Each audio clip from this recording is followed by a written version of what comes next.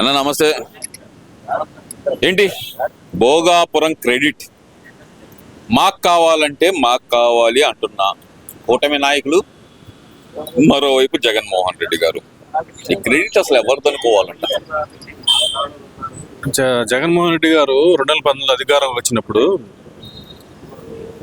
ఏమన్నారంటే, ఇది ఎర్ర బస్సులు కూడా రాని ప్లేస్ కి మనం ఎయిర్ బస్సు అవసరమా, బస్సులే రావు కదా ఈ ఏరియాకి, ముందు ఈ అలౌట్ చేసుకోవాలి కదా, ఇక్కడ ఎయిర్పోర్ట్ అవసరం లేదు, ఇవన్నీ నేను క్యాన్సిల్ చేసి రైతులకి ఎవరి పొలాలు వాళ్ళకి ఇచ్చేస్తాను, అసలు అవసరం లేదు ఇక్కడ ఎయిర్పోర్ట్ అని అన్నారు. ఆ వీడియో కూడా మొన్నటి దాకా ఉంది. వీళ్ళు ఏం చేశారంటే గబగబా వైసీపీ వాళ్ళు ఆ వీడియో డిలీట్ చేశారు. కానీ గూగుల్లో ఇట్లా కొడితే అట్ట వచ్చేస్తాయి, యూట్యూబ్లో కొడితే అట్ట వచ్చేస్తాయి. ఈ వీడియోస్ మిగతా ఛానల్స్ దగ్గర ఉన్నాయి, అవి ఇప్పుడు వైరల్ అవుతున్నాయి. ఇప్పుడు ఎట్లా అని చెప్పుకుంటాడు, క్రెడిట్ ఎలా చెప్తాడండి? ఈ విధంగా చెప్పలేరు కదా, జనాలకు అన్ని తెలుసు. నిన్న సజ్జల రామకృష్ణారెడ్డి గారు దాని మీద క్లారిటీ ఇచ్చాడు. అది నరసాయమ్మ మాట అన్నాడే తప్పితే జగన్మోహన్ రెడ్డి గారు అనలేదు కదా అంటున్నారు కదా. మరి రేపొద్దున అది ఏ వీడియో అని కూడా అంటారు, ఏలు తయారు చేశారు అనలేదు జగన్మోహన్ రెడ్డి గారు అంటారు. అప్పటికి వీడియోలు కూడా లేవు, ఏ వీడియోలు అప్పుడు డెవలప్ అవ్వాలి, ఆ షార్ట్లు కూడా అప్పుడు లేవు. ఆయన మాట్లాడి మేము చూసాం ఆ వీడియోలు. ఆయన ఇట్లాంటి ఉండడానికి లేదు, ఇక్కడ ఎయిర్పోర్ట్ ఉండాల్సిన అవసరమే లేదు, ఎయిర్పోర్ట్ అవసరమే లేదు అన్నాడు. అది మేము చూసాం. ఆ రోజు డిసైడ్ అయ్యారు వైజాగ్ ప్రజలు ఏంటంటే, ఇక్కడ ఓట్లు వేయకూడదుగా, ఆయన మనల్ని ఏది డెవలప్ అవనీయుడు అనే ఉద్దేశంతో ఆయనకు అందుకే ఒక సీట్ కూడా రాలా వైజాగ్లో, ఏరియాలో సీట్ రావడం కారణం ఏంటంటే ఇదే. అందుకనే అర్థం చేసుకోవాలి ఈ విషయం కూడా జనాలు, అందరూ తెలిసే విషయం.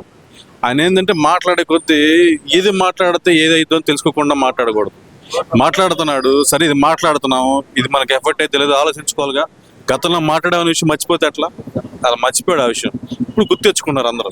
అది అంటే ఎందుకంటారు, ఇప్పుడు గతంలో చూసాం మనకు అవసరం లేదు అన్న వ్యక్తి ఈ రోజు ఆ క్రెడిట్ నాకే దక్కాలి, భోగాపురం క్రెడిట్ అంతా జగన్మోహన్ రెడ్డి గారిదే, ఆయన చేయి పట్టబడడం వల్లే భోగాపురం ఇంటర్నేషనల్ ఎయిర్పోర్ట్ పూర్తయింది అనే మాట మరి వైసీపీ నాయకులు ప్రతి ఒక్కరు, అటు బొత్స సత్యనారాయణ గారి దగ్గర నుంచి వైసీపీ చిన్న స్థాయి కార్యకర్త వరకు, అంటే ఒక చూసాం బొత్స సత్యనారాయణ గారు అంటే ఒకప్పుడు ముఖ్యమంత్రి స్థాయి అభ్యర్థి, ఈ రోజు వైసీపీ కార్యకర్త స్థాయిలో మాట్లాడుతున్నాడు కదా, ఎలా చూడాలంటారు ఇదంతా? వైసీపీ కార్యకర్తలు కూడా నమ్మట్లా, ఎందుకంటే ఈ వీడియోలు వాళ్ళు కూడా చూశారు.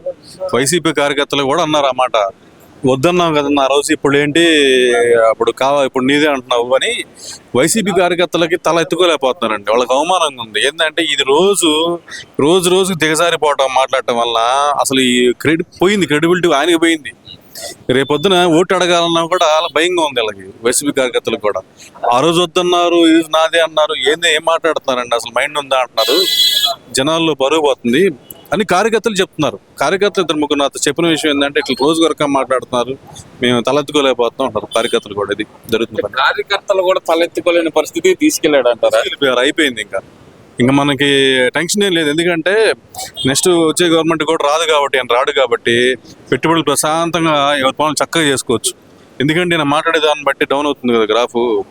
ఎట్టి పరిస్థితుల్లో గవర్నమెంట్ ఇదే కంటిన్యూ అయ్యింది. మన ప్రశాంతం మన పనులు చేసుకోవచ్చు ప్రజలు కూడా. ఇక్కడ ఇంటర్నేషనల్ ఎయిర్పోర్ట్ అనేది అసలు అవసరమా, వైజాగే ఖాళీగా ఉంటుంది అని వైసీపీ నాయకులే మాట్లాడారు ఒకనొక సందర్భంలో. మధ్యాహ్నం 2 జగన్మోహన్ రెడ్డి గారు ఏంటంటే, మధ్యాహ్నం 2 తర్వాత వైజాగ్ ఎయిర్పోర్టే ఏగలు తోలుకుంటూ ఉంటుంది, ఇలాంటిది ఇక్కడ అవసరమా ఇంటర్నేషనల్ ఎయిర్పోర్ట్ అని చెప్పి ఆయన నోటితో ఆయన అన్నమాట. మరి ఈ రోజు క్రెడిట్ నాకే కావాలి, క్రెడిట్ చోరీ చేస్తున్నాడు చంద్రబాబు నాయుడు అనే మాట ఎందుకు అంటున్నారు అనుకోవాలంటారు? ఇప్పుడు జనం మెమరీ లేదు, మర్చిపోయారు అనుకుంటారు. కానీ మెమరీ యూట్యూబ్లో కానీ గూగుల్లో కానీ రికార్డ్స్ ఉంటాయి కదా, ఆయన మా గతంలో మాట్లాడినంత ఉన్నాయి కదా, ఇప్పుడు అన్ని బయటకు వచ్చినాయి కదా. అసలు ఉండడానికి లేదు, రైతులు ఎవరికి వాళ్ళకి ఇచ్చేస్తాం. ఈయన వ్యవహారం అసలు ఎలా ఉంటుందంటే, రాష్ట్రానికి రాజధాని అవసరం లేదు, ఎయిర్పోర్ట్లు అవసరం లేదు, సాగునీటి ప్రాజెక్టులు అవసరం లేదు రైతులకి, ఇక పెట్టుబడులు రానాల్సిన అవసరం లేదు. ఏంది అంటారండి, గాలి బతుకుతారా, ఏంది బతుకుతారు జనాలు. మళ్ళీ మాత్రం సంక్షేమ పథకాలు ఇస్తాం. అసలు ఆదాయం లేనప్పుడు మీరు అప్పులు యాడ్ చేస్తావు, మీరు ఆ సంక్షేమ పథకాలు ఎట్లా అప్లై చేస్తారు, ఎట్లా ఇస్తారు, ఎట్లా కానీ అసలు ఈ మాట్లాడే విధానం ఎలా ఉందంటే, ఒక పాలకుడుగా పక్కన పెట్టండి, కనీసం అవగాహన చిన్న పిల్లలకు కూడా అవగాహన లేనంత స్థాయిలో దిగజారిపోతే ఎట్లండి. ఆదాయం ఉంటేనే నువ్వు ఏమైనా చేయగలుగుతావు, ఆదాయం రాకూడదంటే ఎట్ట కుదురుద్దండి. పోలవరం ప్రాజెక్టు కట్టకుండా ఆపారు, రాజధాని కట్టకుండా గందరగోళం చేశారు, రాజధాని లేకుండా చేశారు, పోలవరం ఆపేశారు, ఎయిర్పోర్ట్లు ఆపేశారు. వీళ్ళ మాట ఎలా నమ్ముతారండి కొత్త జనాలు?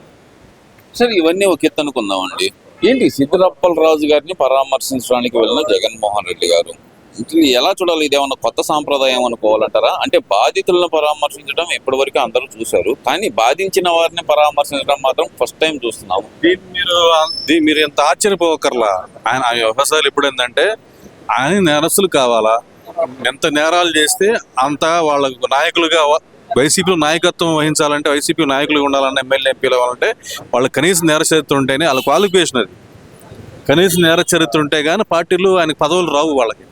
అది ఆయన వ్యవహార శైలి. మనకు కావాల్సింది ఏంటి? పరిపాలన చేసేవాళ్ళు, పక్కగా పరిపాలన చేసేవాళ్ళు మనకు కావాలి, నేరస్తులు ఆయనకు కావాలి. ఇది ఎవరైనా సరే నేరస్తులతో మాట్లాడాలన్నా సరే భయపడే సిచ్యువేషన్, వాళ్ళ దగ్గరికి తీసుకోవాలన్నా ఏ రాజకీయ నాయకుడు అయినా సరే ఆలోచించే సిచ్యువేషన్. మీరేం సార్ డైరెక్ట్ గా ఆమాడి చెబుతున్నారు ఆయనకు కావాల్సిన నేరస్తులే అని? మీరు సినిమా చూసారుగా, పుష్ప సినిమాలో ఆ సీఎం అంటాడు ఒక స్మగ్లర్తో నేను ఫోటో దిగేది ఏంది అన్నారు. సిగ్గుపడేస్తాయి. ఒకప్పుడు అలా ఉంది రాజకీయాలు. ఒక నేరస్తులతో ఫోటో దిగాలన్నా కూడా మనకి ఎక్కడ చెడ్డ పేరు వస్తుందో అనుకునేవాడు.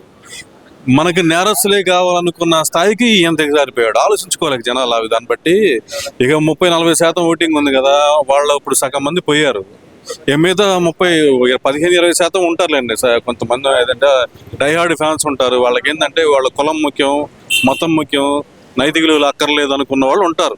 వాళ్ళని మనం ఏం అంటాం లేదు. ఇక వాళ్ళు మారరు. ఇక వాళ్ళ గురించి మనం మాట్లాడుకోవడం కూడా వేస్ట్.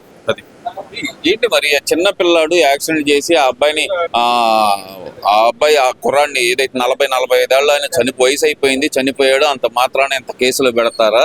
వాళ్ళ కుటుంబానికి ప్రభు ఏదైతే సిద్దిరప్పల రాజు నుంచి రావాల్సిన డబ్బులు కూడా రాకుండా అడ్డుకున్నాడు, చంద్రబాబు నాయుడు పెద్ద రాక్షసుడు అయిపోయాడు ఇక్కడ అనే మాట అంటున్నారు కదా, ఎలా చూడాలంటారు? మొత్తం మొన్న ఒక మాట అన్నాను సార్, 45 ఏళ్ళకి ముసలాడు అయింది. నాకు అర్థం కాల. వయసు అయిపోయింది, 45 ఏళ్ళకి ఎట్ట వయసు అయిపోయింది? Middle age. అది మిడిల్ ఏజ్ అంటే వయసు ముసలు అయినట్ట. ముసలి అంటే కాదుగా. ముసలు అంటే 60-70 ఏళ్ళు వచ్చినప్పుడు ముసలితనం వచ్చింది. 45 ఏళ్ళకి ముసలితనం వస్తుంది. మీకు ఎన్ని ఏళ్ళు అండి? 53 కాదు, ఇంకెక్కువ నెలండి. 60 మధ్యలో ఉన్నాయి. 55 మధ్యలో ఉన్నాయి ఆయనకి వయసు. ఆయన మరి 10 ఏళ్ళు దాటిపోయింది ముసలితనం దాటిపోయి. ఇంకెందుకు ఆయన పొడి కూడా చేయకూడదు. ఇక ఇంట్లో కూర్చోమనండి. ఇంకా ఎందుకు అయిపోయింది కదా వయసు. ఆయన మాట్లాడేటప్పుడు పద్ధతిగా మాట్లాడాలి. ఏదైనా మాట్లాడేటప్పుడు ఏంటంటే ఆయన వయసు అయిపోయింది పోవచ్చు కదా. అసలు మాట్లాడుతుంటేనే చాలా ఇదిగా ఉందండి ఆ విషయంలో. సరే, ఈ సిపిఆర్ కి కొత్త అర్థం ఒకటి చెప్పారు కదా, ఏమంటారంటారు? ఆయన అన్నిట్లో ఫస్ట్ క్లాస్ స్టూడెంట్ అంటారు, మరి ఆ సిపిఆర్ కి కొత్త అర్థం ఎలా చూడాలి ఇదంతా? ఆయన ఒక డాక్టర్ అయి ఉండి వెనకబడి ప్రాంతాల నుంచి ఒక మంచి డాక్టర్ వచ్చాడు, మంచి పొజిషన్ వచ్చాడు, పొలిటికల్ లీడర్ నిలబడ్డారంటే గర్వం ఉంటుంది. ఆ ఏరియా గర్వంగా ఉండాలి ఆ ఏరియా వాళ్ళకి. కానీ ఈ రోజు పరుగు పోయింది. ఆ ఏరియా వాళ్ళకి ఈయన చూస్తేనే పరుగు పోయింది. డాక్టర్ ప్రాణాలు కాపాడాల్సిన డాక్టరే ఒక ప్రాణం పోతుంటే అది చూడకుండా పట్టించుకోకుండా దాన్ని కవర్ చేయాలనుకోవటం తప్పుల మీద తప్పులు చేసుకుని వెళ్ళిపోయారు. ఆయన రాజ్యాంగ విరుద్ధంగా పనిచేశాడు. ఒక డాక్టర్గా పనికిరాడు. ఇంకా ఆయనకి దేనికి పనికి వస్తారంటే, ఇంకా పరిపాలన ఎలా పనికి వస్తారు? ఆయనకి మంత్రి పదవి కానీ ఎమ్మెల్యే కానీ పనికిరారు కదా మనిషి. కొడుకుని కాపాడటం కోసం ఎంత నీచాన్ని దిగజారిపోయారు. పైగా అవమానించటం. 1 లక్ష రూపాయలు ఇస్తాను మా ఇంట్లో పనికి రండి అని చెప్పేసి, మనిషిని చచ్చిపోయి పక్కన పడి బాధల్లో ఉంటే నా ఇంట్లో వచ్చి పని చేయమంటారా? ఎంత భయంకర అవమానం అది. ఆ ప్లేస్ వాడికి ఎంత బాధగా ఉంటుంది. ఇంకా ఆలోచించుకోవాలి. ఉత్తరాంధ్ర ప్రజలు ఇలాంటి వాళ్ళు అవసరమా, ఇలాంటి పార్టీ అవసరమా అనేది ఆ ప్రాంత ప్రజలు ఆలోచించుకోవాలి. Thank you.